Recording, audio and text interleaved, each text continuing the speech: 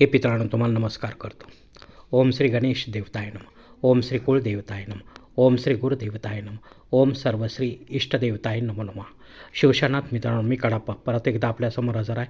माझ्या धर्मकर्म चॅनलमध्ये आपले सहर्ष स्वागत करीत आहे. मित्रांनो, पंचांगाच्या आता आपल्यासमोर सादर करीत आहे. मित्रांनो, आज बुधवार दिनांक 18 फेब्रुवारी 2026, शालिवान शक 1947, संवत्सर विश्वासू, आयन उत्तर, ऋतू शिशिर, मास फाल्गुन, पक्ष शुक्ल, तिथी मित्रांनो आजची प्रतिपदा तिथी आहे. सायंकाळी 4:58 द्वितीय तिथीला सुरुवात होईल. वार बुधवार आहे. नक्षत्र मित्रांनो शततारका नक्षत्र आहे. रात्री 9:16 पूर्वा भाद्रपदा नक्षत्राला सुरुवात होईल. योग मित्रांनो शिवयोग आहे.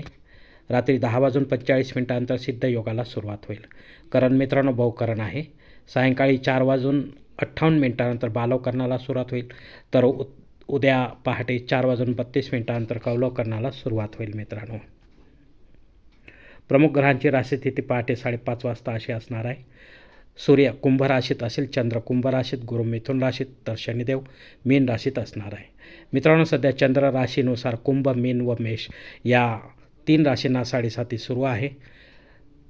या राशींच्या जातकांना 7:30चा त्रास होत असेल तर त्यांनी कृपया आपल्या जवळच्या ज्योतिषाकडे जाऊन आपल्या जन्मकुंडलीच्या माध्यमातून शनिदेवतेची पोझिशन तपासून घ्यावी. ती जर अशुभ स्थितीत असेल तर आपल्याला त्रास होण्याची जास्त शक्यता असते. शुभ स्थितीत असेल तर शक्यता फार कमी असते. मित्रांनो, तेव्हा अशुभ स्थितीतील शनिदेवतेची आपल्याला धार्मिक सेवा करावी लागणार आहे, हे लक्षात घ्या. मित्रांनो, मुंबई भागातील सूर्योदय असते याप्रमाणे. सूर्योदय सकाळी 7:06 असेल तर सूर्यास्त सायंकाळी 6:39 असणार आहे. मित्रांनो, गोचर ग्रहांची सद्यस्थितीसुद्धा जाणून घेऊया. अस्तंगत ग्रहांमध्ये मंगळ ग्रह सध्या 10 नोव्हेंबर 2025 पासून अस्तंगत झालेला आहे. तर वक्री ग्रहांमध्ये गुरुग्रह हा 11 नोव्हेंबर 2025 पासून वक्री झालेला आहे.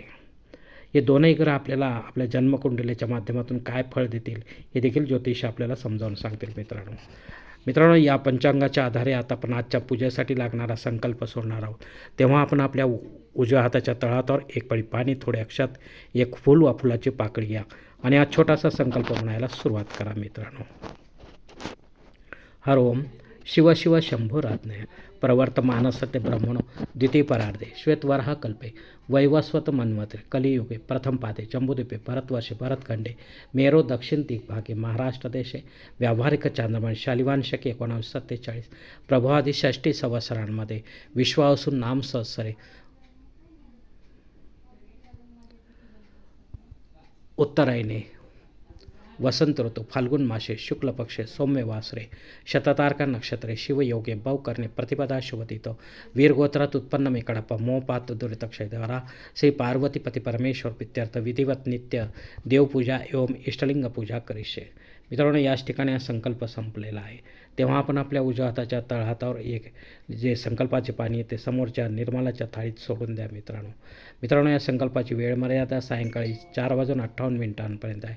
या वेळेनंतरही आपल्याला संकल्प सोडायचा असेल, कुठल्याही धार्मिक विधीच्या संपन्नतेसाठीचा कृपा करून आपण वरील बदललेल्या पंचांगाचा आधार घ्यायचा, नवीन संकल्प तयार करायचा आणि त्या संकल्पात आपण करत असलेल्या धार्मिक विधीचा उल्लेख अवश्य करायचा. तेव्हाच आपली धार्मिक सेवा संबंधित देवतांपर्यंत पोहोचेल आणि त्यांचे आशीर्वाद आपल्यापर्यंत पोहोचतील.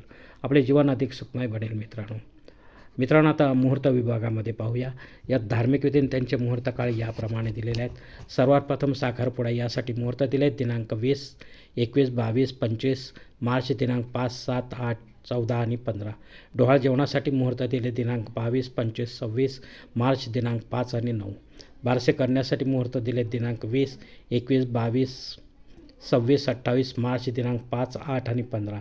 जावळ काढण्यासाठी मुहूर्त दिले दिनांक 18, 22, 26 मार्च, दिनांक 5, 8 आणि 15.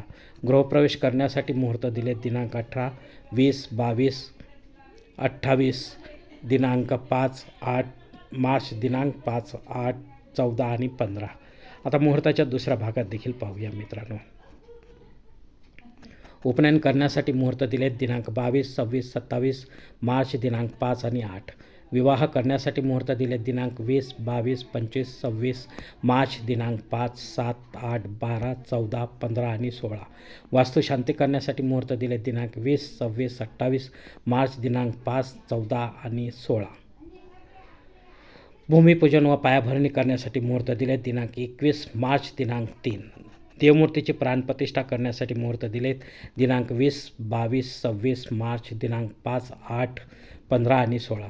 यामध्ये आपण सर्व देवी देवतांच्या मूर्तींची प्राणप्रतिष्ठा विधिवत पंडिताच्या माध्यमातून करू शकता मित्रांनो. पण दुसऱ्या दिवसापासून या मूर्त्यांवर आपल्याला संबंधित देवतांचा अभिषेक घ्यावा लागणार आहे. ते जर आपण घेत नसाल तर मग मात्र अशा प्राणप्रतिष्ठित मूर्ती देखील खंडित मानल्या जाऊन त्यांचे विसर्जन करावे लागते मित्रांनो.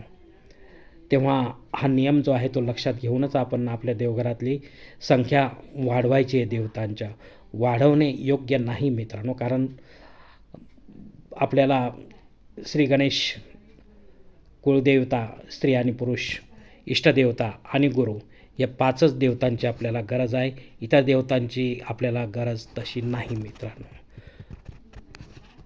तेव्हा विचार करूनच आपण काय ते ठरवायचे मित्रांनो. वरील काही मुहूर्तांच्या तारखेत वेळेची मर्यादा देखील असू शकते.